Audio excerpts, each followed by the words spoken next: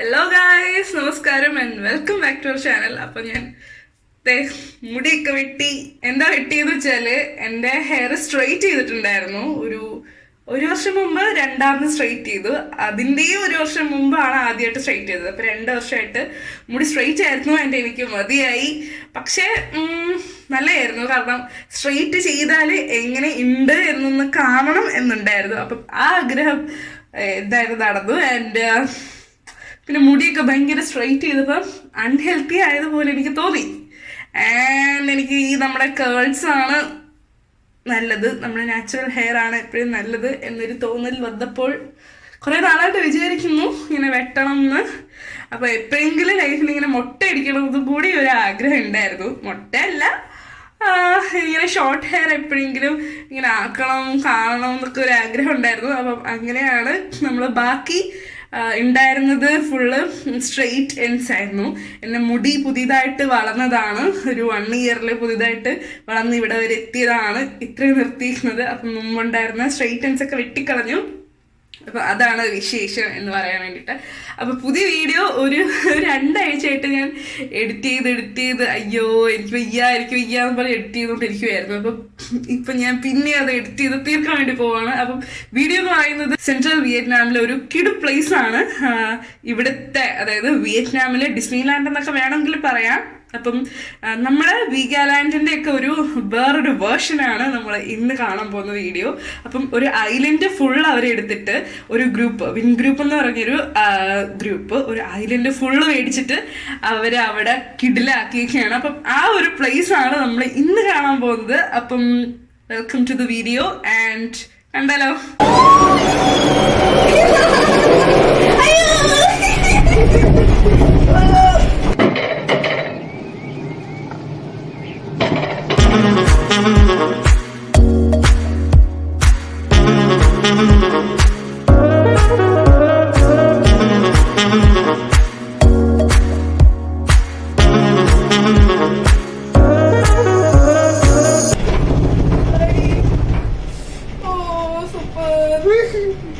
അപ്പോ സീയുടെ മുറുകെ ഉള്ള കേബിൾ കാർ യാത്രയുടെ കാഴ്ചകളാണ് നമ്മൾ കണ്ടുകൊണ്ടിരിക്കുന്നത്. നമ്മൾ വരുന്നത് ഒരു നല്ല സണ്ണി ഡേ ആണെങ്കിൽ കുറച്ചും കൂടെ നല്ല വ്യൂ ആയിരുന്നു കേട്ടോ. നമ്മൾ പോയ ദിവസം കുറച്ച് ക്ലൗഡി ആയിരുന്നു, അതുകൊണ്ട് തന്നെ കുറച്ച് കടലിന്റെ നീല കളറിനൊക്കെ ഒരു മങ്ങലുണ്ട്. എനിവേ എന്തായാലും നമുക്ക് ഹാപ്പി ആയിട്ടിരിക്കാം. കാരണം എന്ന് വെച്ചാൽ നമ്മള് ഇപ്പൊ പൊക്കോണ്ടിരിക്കുന്നത് ഇതുവരെ ലോകത്തിലെ ഏറ്റവും നീളം കൂടിയ കേബിൾ കാറാണ് സീയുടെ മുകളിൽ കൂടെ ഉള്ളത്. ഏകദേശം ഒരു 15 മിനിറ്റ് എടുക്കും നമുക്ക് അങ്ങോട്ട് ഫുൾ ഇതിന്റെ കേബിൾ കാറിന്റെ ഉള്ളിൽ ഇരിക്കേണ്ട സമയം എന്ന് പറയുന്നത്. പക്ഷെ നമ്മൾ അറിയത്തില്ല അത്രയും സമയം പോകുന്നത്, കാരണം ഭയങ്കര നല്ല വ്യൂ ആണ്. ഈ ഒരു വിൻ വണ്ടേഴ്സിന്റെ മെയിൻ അട്രാക്ഷൻ ഈ കേബിൾ കാറിൽ പോകുന്നത് തന്നെയാണ്. പിന്നെ നമുക്ക് ഈ വിൻ വണ്ടേഴ്സിലോട്ട് ക്രൂസിലും പോവാം, അല്ലാതെ സ്പീഡ് ബോട്ടിലും ഒക്കെ പോകാനുള്ള ഓപ്ഷൻ ഉണ്ട് താഴേന്ന്.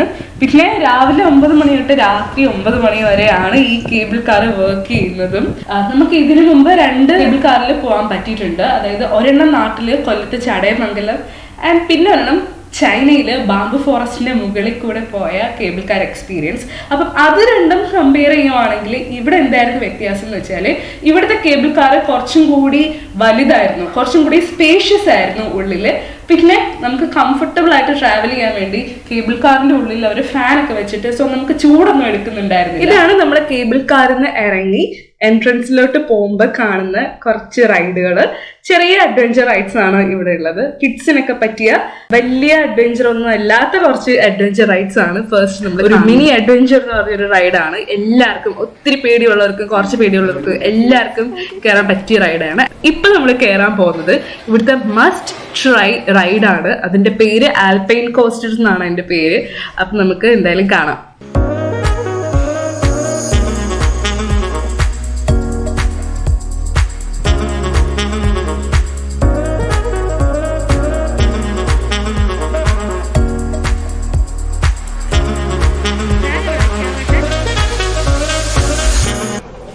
കണ്ടില്ലേ, നമ്മളിപ്പോ ആൽപൈൻ കോസ്റ്ററിൽ കൂടാണ് പോകുന്നത്. ഈ വീഡിയോ ഷൂട്ട് ചെയ്തത് ഞാനല്ല, എനിക്ക് ഇതിൽ തന്നെ ഇരുന്നിട്ട് മൊബൈൽ എടുത്ത് ഷൂട്ട് ചെയ്യാനുള്ളൊരു ധൈര്യം പോരായിരുന്നു. കാരണം മൊബൈൽ തറയെ വീട് പൊട്ടിയാല് മൂഡ് ഫുള്ള് പോവും. അപ്പം ഇത് ചേട്ടനാണ് കേട്ടോ ഷൂട്ട് ചെയ്തത്. അപ്പം ചേട്ടൻ മാത്രമാണ് ഈ റൈഡിൽ ആൽപൈൻ കോസ്റ്ററിൽ പോകുന്നത്. അതായത് കുറച്ച് ബാക്കിലായിട്ട് വേറൊരു കോസ്റ്ററിൽ ഒരു 20 മീറ്റർ ഡിസ്റ്റൻസ് കീപ്പ് ചെയ്ത് ഞാനും വരുന്നുണ്ട്. അപ്പം ഇപ്പൊ നമ്മൾ കാണുന്ന സ്ഥലത്ത് നമ്മൾ തന്നെയാണ് കൺട്രോൾ ചെയ്യുന്നത് എന്ന് വിചാരിച്ചാൽ തെറ്റി. ഇത് അവരാണ് നമ്മളെ കൺട്രോൾ ചെയ്യുന്നത്. വലിയ സ്പീഡൊന്നുമില്ല. ആൽപൈൻ കോസ്റ്ററിൽ പകുതി വരെ അവരായിരിക്കും കൺട്രോൾ ചെയ്യുന്നത്. അപ്പൊ നമ്മളിപ്പൊ കാണുന്നത് നമ്മൾ തന്നെ കൺട്രോൾ ചെയ്യുന്ന പോർഷൻ അല്ല, അവർ കൺട്രോൾ ചെയ്യുന്ന പോർഷനാണ്.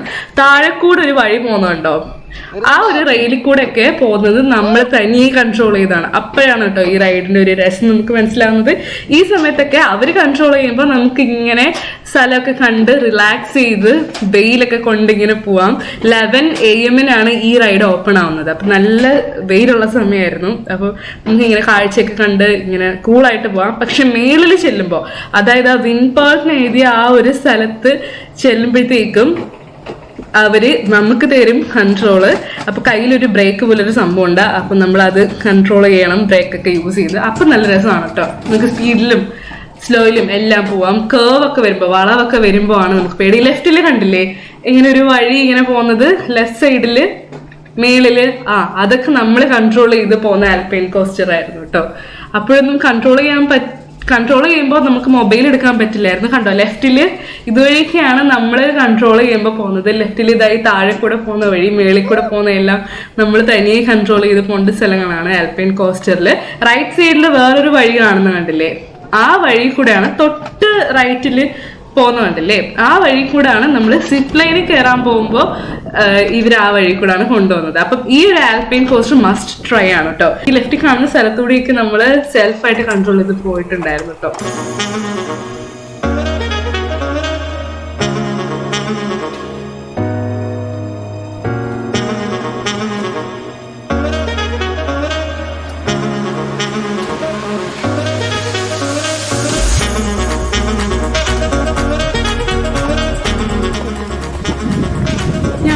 ഫ്ലമിംഗോനെ കാണുന്നു.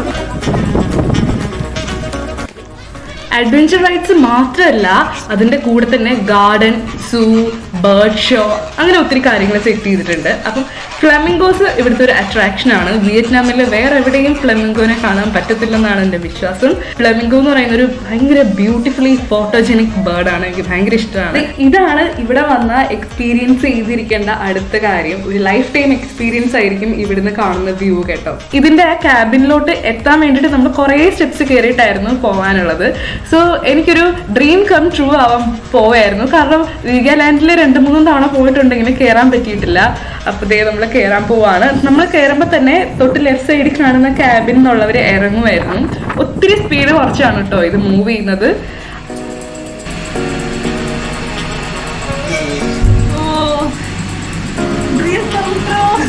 നമ്മളത് മേളിൽ നിന്നുള്ള വ്യൂ ആണ്. ദൂരെ നമ്മൾ വന്ന കേബിൾ കാറിന്റെ ടവേഴ്സ് ഒക്കെ കാണാൻ പറ്റും. താഴെ കടലാണ്. പിന്നെ താഴെ കാണുന്ന എല്ലാം ഒരു ഏറ്റവും വലിയ ബിൽഡിംഗ് ഒരു ഹോട്ടലാണ്. പിന്നെ ഇതൊക്കെ വില്ലാസ് ആണ്. അപ്പൊ കുറെ നാൾ കഴിയുമ്പോൾ ഈ വില്ലാസ് ഒക്കെ ഓപ്പൺ ആവും. ഒരു ലക്ഷറി ലൈഫൊക്കെ ജീവിക്കാൻ വേണ്ടി താല്പര്യമുള്ളവർക്ക് കുറെ നാൾ കഴിയുമ്പോൾ ഇവിടെയൊക്കെ വന്നിട്ട് ഇങ്ങനെ താമസിക്കാം. താഴെ കാണുന്ന ബീച്ച് എനിക്ക് ഒത്തിരി ഇഷ്ടപ്പെട്ടു. ഇവിടുത്തെ ബീച്ചിന്റെ ബ്ലൂ കളറാണ് കേട്ടോ അതിനെ ഭയങ്കര അട്രാക്ട് ചെയ്യുന്നത്. ഭയങ്കര സ്ലോയിലാണ് ഇത് മൂവ് ചെയ്യുന്നത്. പിന്നെ നമ്മളിത് ഈ താഴെ കാണുന്നതാണ് ഇവിടുത്തെ വാട്ടർ തീം പാർക്ക്. ഒരു ചെറിയൊരു ഏരിയയിലാണ് വാട്ടർ തീം പാർക്ക് അവരെ സെറ്റ് ചെയ്തിരിക്കുന്നത്.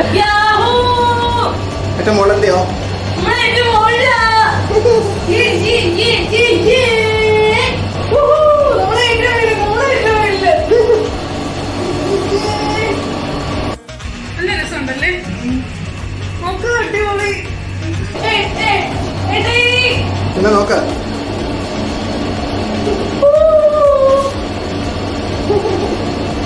ഇങ്ങനെ കടങ്ങട്ടെ.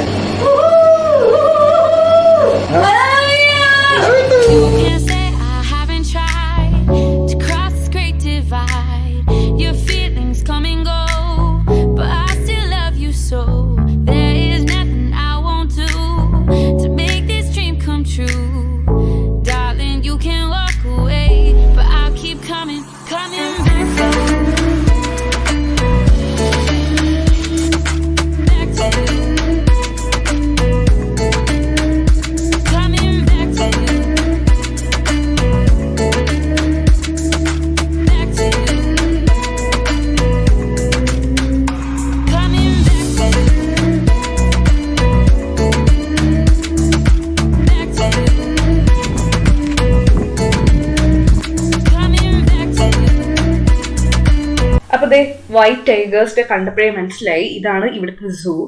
അപ്പം എല്ലാ ആൾക്കാർക്കും ഇഷ്ടമാകുന്ന രീതിയിലാണ് ഇവര് ഈ സൂവും അഡ്വഞ്ചർ പാർക്കും എല്ലാം സെറ്റ് ചെയ്തേക്കുന്നതിൽ. സൂവിൽ ഒത്തിരി എൻഡേഞ്ചേർഡ് ആനിമൽസ് ഉണ്ട്. അപ്പം ഇതെന്ന് പറയുന്നത് നമ്മുടെ സാധാരണ ക്യാമലിന് വ്യത്യസ്തമായിട്ടുള്ള ക്യാമലാണ്. മംഗോളിയ ക്യാമൽ അല്ലെങ്കിൽ ബാക്ടീരിയൻ ക്യാമൽ എന്നാണ് ഇതിന്റെ പേര് അവിടെ എഴുതി വെച്ചിട്ടുണ്ടായിരുന്നത്. സെൻട്രൽ ഏഷ്യയില് മംഗോളിയയിലും ചൈനയിലും ഒക്കെ കാണുന്ന ഒരു തരം ക്യാമലാണിത്. ഇതിന് ഒത്തിരി തണുപ്പിനെ പ്രതിരോധിക്കാൻ പറ്റും, അതുകൊണ്ടാണ് അതിന്റെ പുറത്ത് ഇങ്ങനെ ഫർ ഉള്ളത്. ഇതിന് ഇതേപോലെ ഇലകള് കഴിക്കാനാണ് ഇഷ്ടം എന്നൊക്കെയാണ് കേട്ടോ ഇവിടെ എഴുതി വെച്ചിരുന്നത്. പിന്നെ ഇതിനെ പറ്റി വായിച്ചൊരു ഫൺ ഫാക്ട് എന്ന് പറയുന്നത് ഈ ക്യാമലിന് ഒറ്റയടിക്ക് 57 liters ഓഫ് വെള്ളം കുടിക്കാൻ പറ്റും എന്നാണ്. സാധാ ക്യാമലിൽ നിന്ന് നോക്കുമ്പോൾ ഉള്ള മേജർ ഡിഫറൻസ് എന്ന് പറയുന്നത് ഇതിന് 2 ഹമ്പ് ഉണ്ടായിരുന്നു.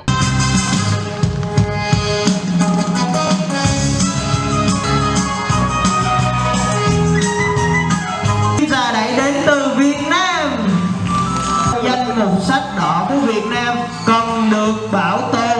Phần quà đó là chụp ảnh với những chú chim vẹt của chúng tôi sau khi kết thúc chương trình. Ali, you can say hello.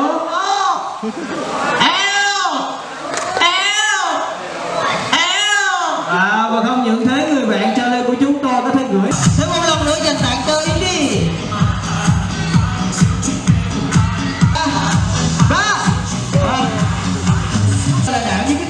Kỳ nhanh để đánh lừa bạn Jimmy nha.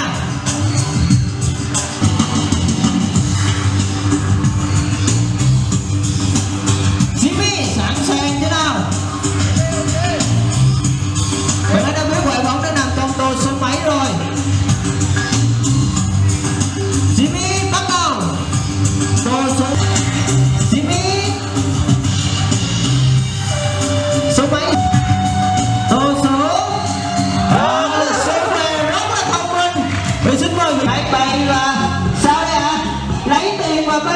bạn phía bên trái tôi là bạn bè có tên gọi là Chante.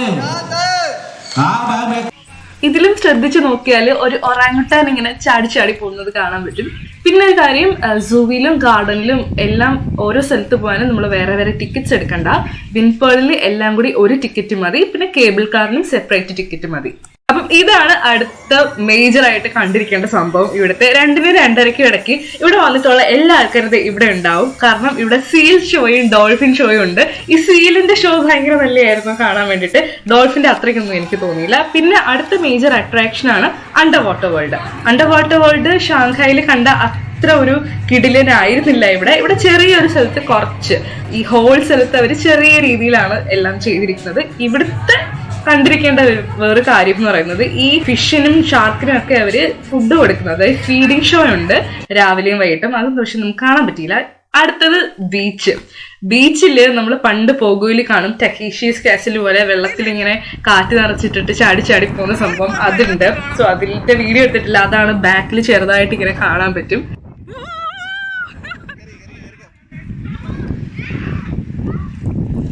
It's good.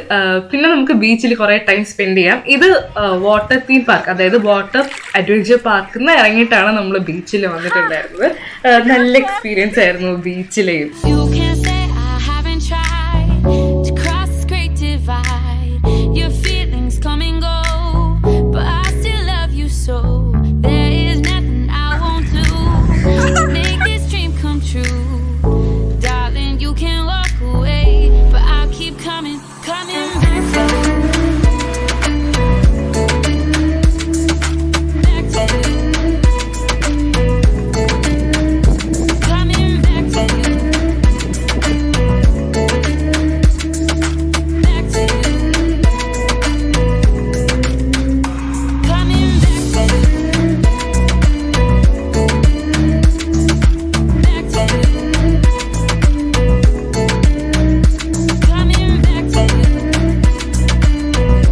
ഡേലൈറ്റിൽ കണ്ടതിനെ കാട്ടിയും ഭയങ്കര ഭംഗിയാണ് കേട്ടോ രാത്രിയിൽ കാണാൻ വേണ്ടി.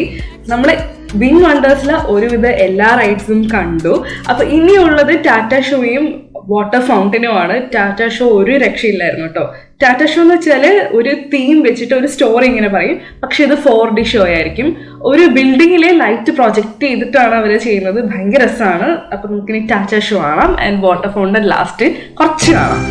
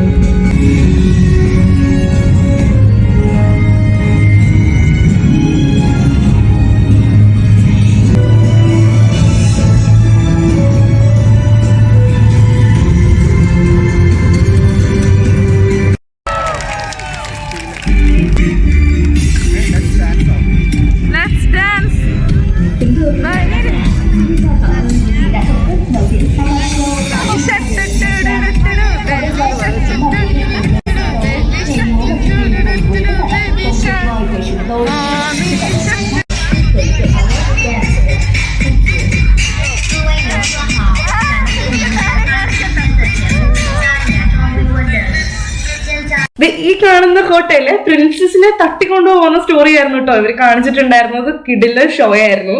7:30 ആയിരുന്നു ഇത്. അപ്പം ഈ ബിൽഡിങ്ങിലാണ് കേട്ടോ അവര് ലൈറ്റ് പ്രൊജക്ട് ചെയ്തത്.